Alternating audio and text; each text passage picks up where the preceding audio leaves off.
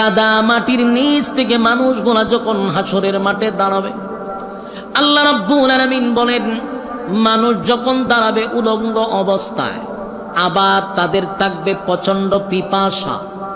এক নাম্বার হলো থাকবে তাদের পিপাসা। পৃথিবীর সব পানিও যদি তাদের গলাতে ঢেলে দেওয়া হতো, পিপাসা নিবারণ হতো না, এই পরিমাণ পিপাসা থাকবে। তখন মানুষ যে হাসরের মাঠে ডুববে, ওই হাসরের মাঠে ঢুকার আগে একটা জায়গার নাম হলো হাউজে কাউসার, যেখানে আমার নবী হাউজে কাউসারের সামনে দাঁড়ায় থাকে। যারা হাসরের মাঠে ডুববে নবীর হাতের এক পেয়ালা পানি পান করে তারপরে হাসরের মাঠে ডুববে।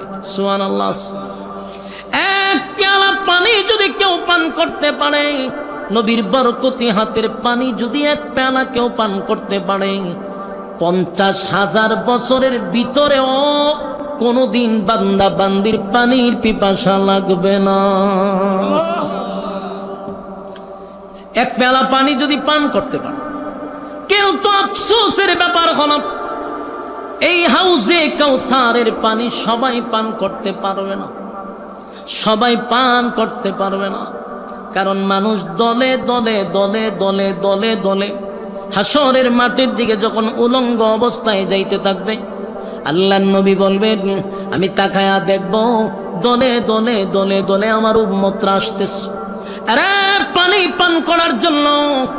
কিন্তু যখন তারা কাছাকাছি চলে আসছে, আমি নবী তাদেরকে আর দেখব না, তারাও আমারে দেখবে না। বিষয়টা কি বুঝতেছেন? আল্লাহর নবী বলেন আমি দেখলাম কোটি কোটি উম্মতেরা পানির পিপাসা জিহ্বা বাহির করে দিছে। হাউজে কাউসারের কাছে যখন আসছে, আমি নবী আর তাদেরকে দেখি না, তারাও আমারে দেখে না। আল্লাহর নবী তখন একটা চিৎকার দিয়া বলবে মালিক, এই হাউজে কাউসার আমি আপনার কাছ থেকে জোর করে আনি নাই, আপনি তো আমারে গিফট করছেন, ঠিক না বেঠি? ইন্না আ'তাইনাকাল কাউসার, নিশ্চয়ই আমি আপনাকে কাউসার দান করছি। আল্লাহর নবী বলেন মালিক, এই কাউসার তো আমি আপনার কাছ থেকে জোর করে আনি নাই, আপনি আমারে দিছেন। তাহলে এখন আমার গুনাহগার উম্মতরা পানি পান করতে আসলো, আমি কেন তাদেরকে দেখি না, তারাও কেন আমারে দেখে না? আল্লাহর নবী যখন চিৎকার দিবে, রব্বে কারীম ডাক দিয়া বলবে বন্ধু, আপনি যাদেরকে দেখেন না, যারা আপনাকে দেখে না, তারা আপনার হাতের পানি পান করতে পারবে না। আর আমি আল্লাহ তাদেরকে আপনার বরকতি হাতের পানি পান করতে দিব না। আল্লাহর নবী বলেন মালিক, এমনটা কেন হয়ে গেল? আল্লাহ ডাক দিয়া বলে বন্ধু, আমি যা জানি আপনি নবী তা জানেন না। বলুন আল্লাহ যা জানে নবী কি তা জানে? জানে না। আল্লাহ তখন ডাক দেয়া হয় মাল বন্ধু, যাদেরকে আপনি দেখেন না, যারা পানি পান করতে আইসে আপনার সামনে অদৃশ্য হয়ে যায়, এর এক নম্বর কারণ হলো আপনার মাঝখানে আর আপনার উম্মতের মাঝখানে আমি একটা পর্দা ফালাইয়া দিছি, যেই পর্দার কারণে আপনি তাদেরকে দেখেন না। তারা কলিজা পাটা পিপাসা লইয়া হাসরের মাঠে ডুববে। হাসরের মাঠে ঢোকার কারণে কলিজা পাটা পিপাসা লইয়া ডুববে ওগো নবীজি, কারণ তারা দুনিয়াতে আপনার রেখে যাওয়া ইসলাম পালন করে নাই, তারা আপনার মন গড়া ইসলাম পালন করছে। যতই তাদেরকে বোঝানো হইতো যে কোরআনে নাই, হাদিসে নাই, কোথায় পাইলা? অনেক মানুষ দুনিয়াতে দেখবেন যদি বলিটা কোরআনেও নেই, হাদিসেও নেই, আপনি পাইলেন কই? হয় বাপ দাদা হইয়া গেছে। কে হইয়া গেছে? বাপ দাদার দোহাই দিয়ে ইসলাম চালায়া দেয়। আল্লাহ নবীর বরকতি হাতের পানি তারা পান করতে পারবে না। কথা কি বুঝতে চান? একদল মানুষ পানি পান না করে যখন হাসরের মাঠে যাবে, ভয়াবহ পরিস্থিতি হবে হাসরের মাঠে। আল্লাহ নবী বলেন 3টা মুহূর্ত হবে হাসরের মাঠে অত্যন্ত ভয়ানক। কয়টা মুহূর্ত? 3টা মুহূর্ত হবে হাসরের মাঠে অত্যন্ত ভয়ানক। একটা হলো আমলনামা ডান হাতে না বাম হাতে, এই সময়টাতে মানুষ সবচেয়ে বেশি আতঙ্কে থাকবে। দুই নাম্বার হলো মিজানের পাল্লায় মানুষ আতঙ্কে থাকবে, আমল নামা কি ভারী হয় না হালকা হয়, এই চিন্তায় মানুষ অস্থির থাকবে। তিন নাম্বার হলো ফুলসিরাতের ফুলের মাঝখানে, ফুলসিরাতের ফুলের কিনারায় মানুষ সবচেয়ে বেশি চিন্তিত থাকবে, কারণ এই ব্রিজে ওঠার পরে যদি নিচে পড়ে যায়, ইন্না জাহান্নামা কানাত মিরসাদা, নিচে জাহান্নাম উৎ পেতে বসা। কথা কি বুঝতেছেন আমার যুবক ভাইরা? জাহান্নামের মধ্যে তিনটা, এই পরকালে তিনটা সময় হবে অত্যন্ত ভয়ানক, কারণ এই জায়গার মধ্যে আল্লাহ একটা দলকে বিনা হিসাবে জান্নাত দিবে। সুবহানাল্লাহ। ইল্লা আসহাবাল ইয়ামিন,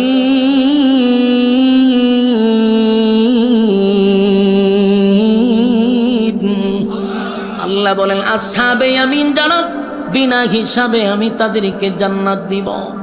আরেকটা দল এই জাহান্নামীরা, এদের মধ্যে তিনটা দল হবে, একটা বিনা হিসাবে জান্নাতি, আর একটা ডান হাতে আমলনামা পাবে তারাও জান্নাতি, আর একটা দল বাম হাতে আমলনামা লইয়া তারা যাবে জাহান্নামে। কথা কি বুঝতেছেন? এক দল গেল জান্নাতে, দুই দল গেল জান্নাতে, আর এক দল গেল জাহান্নামে। জান্নাতীরা জান্নাতে গেল, আর ডান হাতে যারা আমলনামা পাইছে এরা খুশিতে লাফাইতে থাকবে। আল্লাহ জিগায় এত খুশি খাও কমালিক, ডান হাতে যা আমলনামা পাইছে, ডান হাতে আমলনামা পাইয়া খুশিতে তারা আনন্দে নাচতে থাকবে, আর বলবে আমরা জান্নাত পাইছি এই জন্য আমরা এত খুশি। সুবহানাল্লাহ। আল্লাহ কয় বান্দারে এখনো জান্নাতের ভিতরে ঢুকস, আমি আল্লাহ ওয়াদা দিছিলাম কানাত লাহুম জান্নাতুল ফিরদাউসি নুজুলা, আমি জান্নাতুল ফিরদাউস তোদেরকে দান করব। আজকে আমি ওয়াদা করছিলাম যে আমি ওয়াদা রক্ষা করছি, চিরস্থায়ী জান্নাতুল ফিরদাউস আমি তোদেরকে দান করে দিলাম। সুবহান।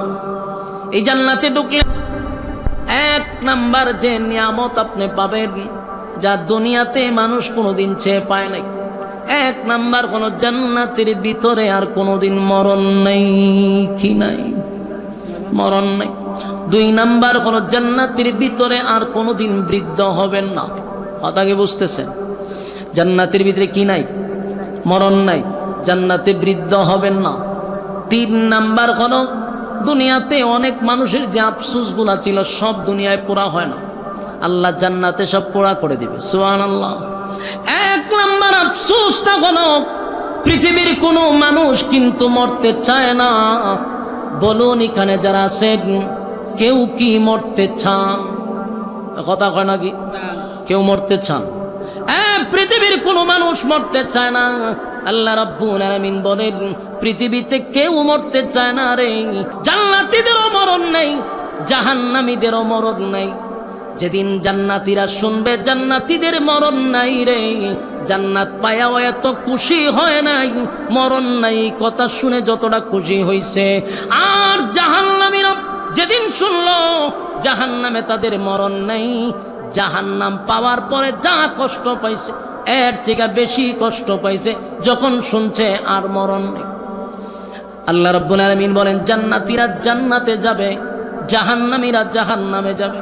আল্লাহ জিগায় জান্নাতীদেরকে, জান্নাতীরা বল জান্নাত পাওয়ার পরে তোদের আর কোনো আফসোস আছে কিনা আমাকে একটু জানা। বান্দারা কয় আল্লাহ জান্নাতে আসার পরে এক নাম্বার পুরস্কার পাইলাম আর কোনোদিন মরব না, দুই নাম্বার কোনোদিন বৃদ্ধ হব না। দুনিয়াতে আমরা কালো ছিলাম কিন্তু এখন ইউসুফ নবীর মতো সুন্দর হয়ে গেছি। সুবহানাল্লাহ। কে আছে?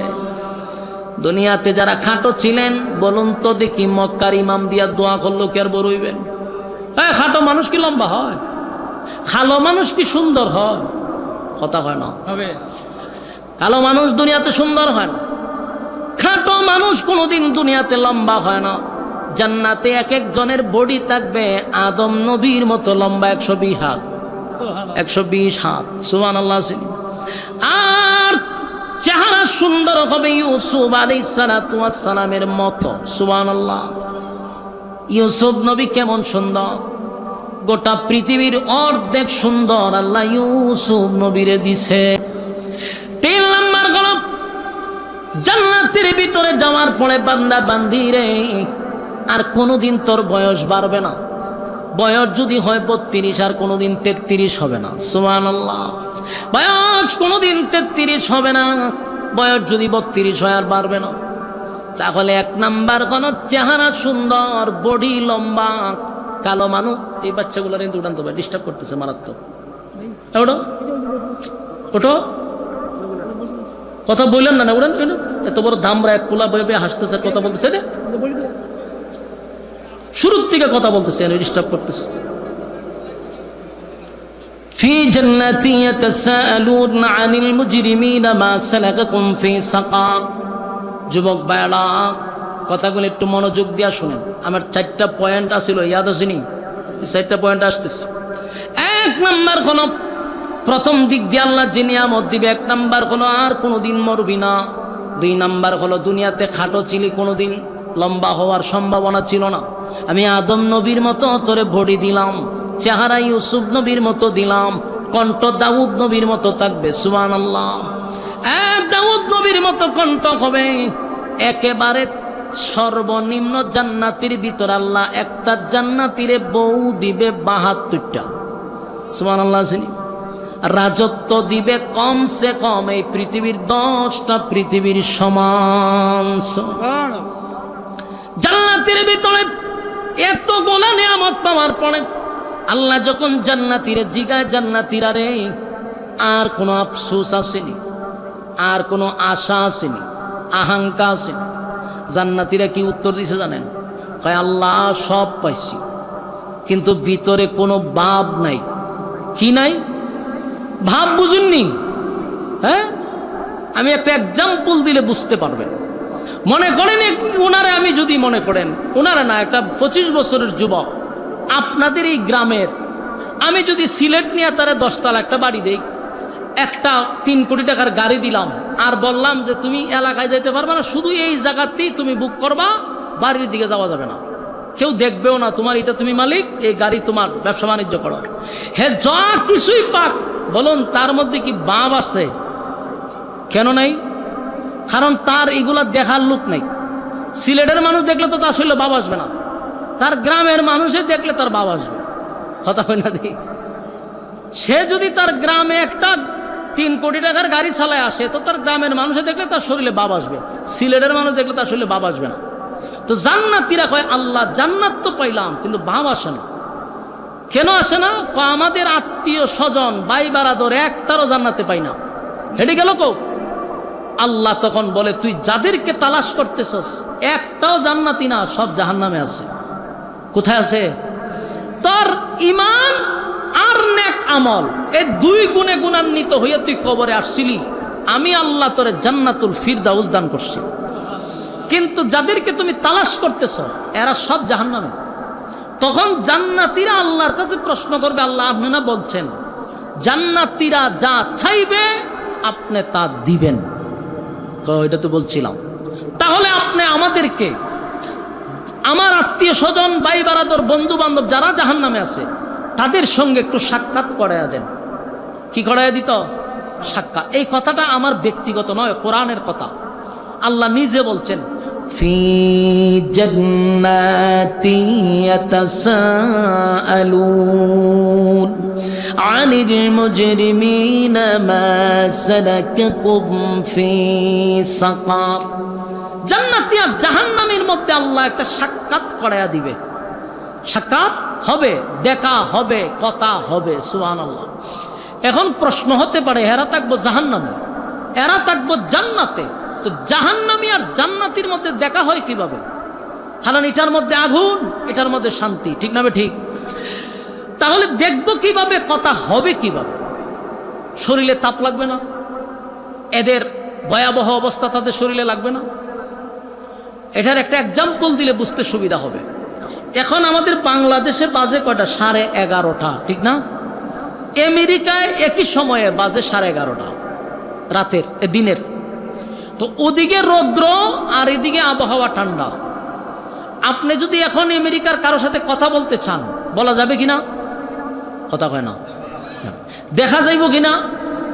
দেখাও যাবে। এমন প্রযুক্তি বাড়ি যখন তার দিকে দিকে কথা বলতে পারবো।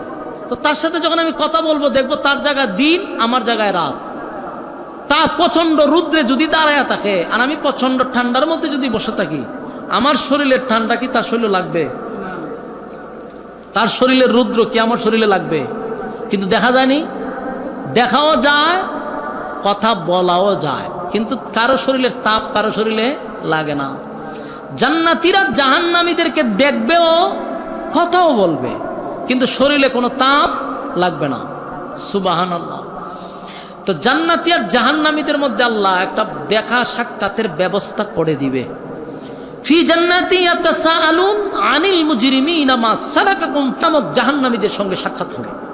খুব মনোযোগ দিয়ে শুনেন, আজকের আলোচ্য বিষয় এই গান থেকে শুরু। এতক্ষণ যা বুঝাইছি এই আলোচনা বোঝানোর জন্য আপনাদেরকে আমি পিছন থেকে আনছি, কিন্তু এখান থেকে আমার 4টা বিষয় মাথায় রাখতে হবে, যে 4 বিষয় নিয়ে আপনি বাড়িতে যাবেন।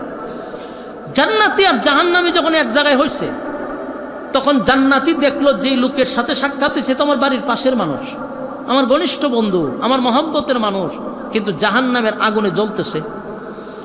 তখন জান্নাতীরা জাহান্নামীদেরকে উদ্দেশ্য করে বলবে, ও জাহান্নামীরা, কোন কারণে জাহান্নামে আসছো? কিসে তোমাকে জাহান্নামে নিয়ে আসলো? তুমি আর আমি তো একই জায়গায় ব্যবসা করতাম, তুমি আর আমি তো একই সাথে চাকরি করতাম, একই সাথে খেলাধুলা করতাম, বৈশা আড্ডা মারতাম, গল্প করতাম, আমি জান্নাত পাইলাম, তুমি জাহান্নামে গেলা কেন? কথা কি আমার বুঝতেছেন? কে কারে প্রশ্ন করে? হ্যাঁ ভাই, আপনারা যদি কথা না বলেন, শুনেন একটা কথা বলি আপনাদেরকে। সব আলোচকরা সব জায়গায় বয়ান বেডে বলে মিলাইতে পারে না। কেন জানেন? শ্রোতা আর বক্তা যখন অ্যাডজাস্ট হয় না, তখন বক্তারও কথা বলে মজা লাগে না, কোনোভাবেই কথা গুছালো হয় না এবং কথা মজা পাওয়া যায় না। ঠিক আপনাদের সাথে আমার এই অবস্থা চলতেছে।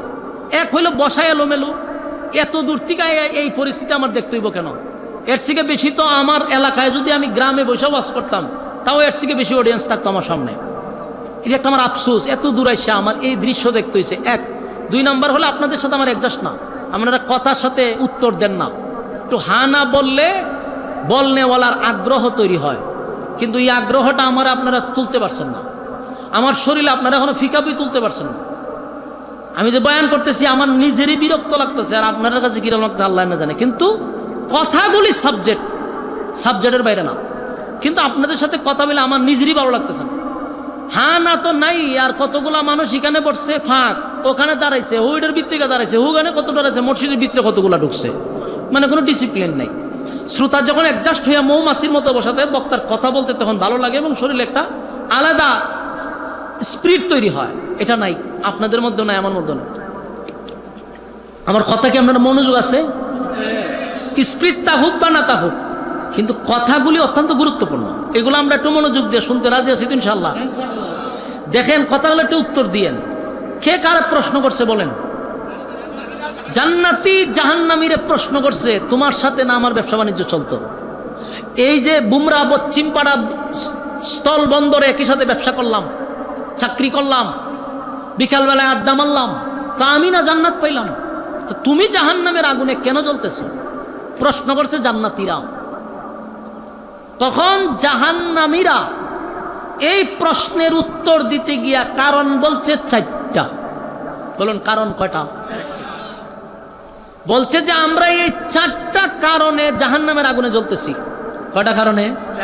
হ্যাঁ, বয়ানের শুরুতে কি বলছিলাম যে কোন কারণে মানুষ জাহান্নামে যায়, এর 4টা কারণ আপনাদের সামনে বর্ণনা করব, যেহেতু গুরুস্থান সামনে। নাইলে এই আলোচনা করা আমার ব্রেইনেও ছিল না, মনেও ছিল না, শুধু এখানে এসে আমি সাবজেক্ট পাল্টাইছি। তবে মনোযোগ দিয়ে শোনেন, জান্নাতীরা যখন তাদেরকে প্রশ্ন করছে তুমি জাহান্নামের আগুনে জ্বলো কেন, তারা হয় 4 কারণে। কয় কারণে? এখন আমি একে একে 4টা কারণ বলবো। 4 কারণ শেষ, আমার ওয়াজও শেষ। কিন্তু আপনারা এখানে যারা বসে রয়েছেন আর যারা দাঁড়ায়ও আছেন, আপনারা 4টা কারণ মিলাইবেন যে 4টা কারণ কার কার মধ্যে আছে। কথা ঠিক না ঠিক? যদি দেখেন এই 4 কারণের মধ্যে 1 কারণ আপনার মধ্যে আছে, আপনি 100% জাহান্নামী। চার কারণের মধ্যে যদি এক কারণ আমার মধ্যেও থাকে, আমি 100% জাহান্নামী। কথা কি বুঝতেছেন আমার?